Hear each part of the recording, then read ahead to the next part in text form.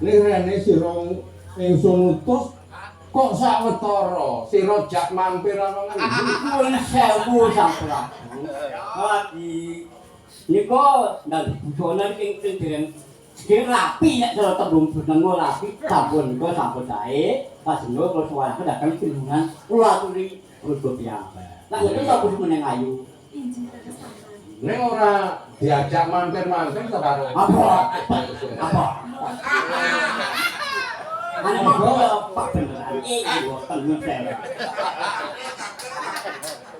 Memang saku saya sepuh mas saya galesi. Aku lagi lak bubun, dadi tunggang niku dadi kenen. Kan lho masih ngabuk busana tur luwes gandes. Ayo putri ningsun kuwi sing lamban dadi nek upama ngadi sarira kanthi becik kuwi ra yo prayoga to. Ditikse boten mesti wancaken pinjenengan. Wis ndak masukan tak dangu putra. Kok. Ya tak miyoni. Kaget sira ingsun tindak. Estunipun kaget raos manah kula. Kula njenengan kaliyan ora. Estunipun paring dawuh menapa panjenengan. Nanging boten kesupen saderengipun kula ngaturaken sembah bekti kula konjo. Ya ingsun tampa kastawan ingsun wae sira to. Sanget anggen kula muni panjenengan.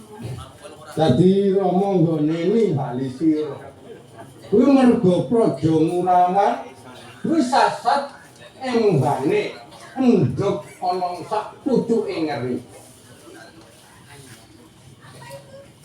Punten tangan sewu. Tegese negara Ngurawan kuwi bisa rusak kahanane mergo Sriram nomor 6. Lajeng ingkang panjenengan ngene. Iki mau ora ana penglamar kang siji saka Jenggala utusane Kang Masira Prabu Panjinepati. Kang sawiji rekata bumi pepati saka Pudak Payu. Lah, pepati saka Pudak Payu iki mau sing ature langak-langak banjur para panji ora nrimake dadi pasulayat ora murung sak menggone dadi peperangan ana ing Ngurawan. Kuwi perkarane Sriram.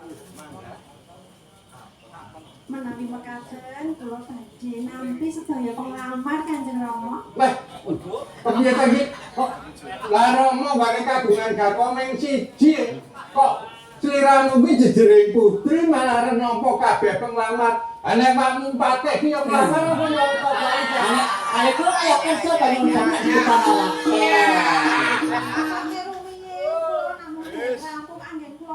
Oh, tidak rampung. Monggo. Patutno. Mekaten Kanjeng Rama. Kula mangertos pramila supados Ngurawan tansah ayem-ayem tentrem lan boten dipun damel risak kaliyan para penglamar. Kula badhe nampi salah setunggal penglamar. Nanging kula nyuwun bebono. Banjur apa bebanane? Bebono minangka pengiringing penganten. Sinaosa tiyang pidak kedaraan pandhegaleng saumpamipun ingkang saged nyuwanaken patah kalih cacahipun ingkang benten rupinipun. Ya, monggo padatan nek jenenge patah kuwi ra yo sak kembaran. Paling ora meh padha dedeg piadeke agemane kuwi ra yo padha. Nanging menika benten kaliyan padesan Kanjeng Kok Rama. aneh-aneh kok Sriram kuwi. Menawi patah kalih sak kembaran menika gampil anggenipun padi. Nanging ingkang kula suwun menika patah kalih ingkang benten rupinipun. Ingkang kepisan rupinipun pethak lan luwes olah pamanipun. Ingkang kaping kalih rupinipun cemeng kados dhuwur mateng lan wagu olah jalanipun Kanjeng Rama. Ora kok berarti Kaya ngono kuwi wangsit saka ngendi? Kok ana wong kok putih aja-aja tukang kendang.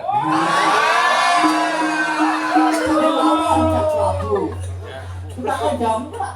Kumpul. Nah, ya jalan-jalan pun tidak sedih di Saya, bisa saya enggak kok saya. Nak kan omah. Nanging menika ingkang dados abono kula Kanjeng Rama. Papat kalih ingkang benten rutinipun. Ya. Nek pancen kuwi kang dadi panuwunmu. Pasti ge sumena. Kuya. Aja wedi kangelan, Nggih. dumuju kono alun-alun. Sapien kang padha pasulayan, aturna apa sing dadi panuwune putri. Iya, tak jauh.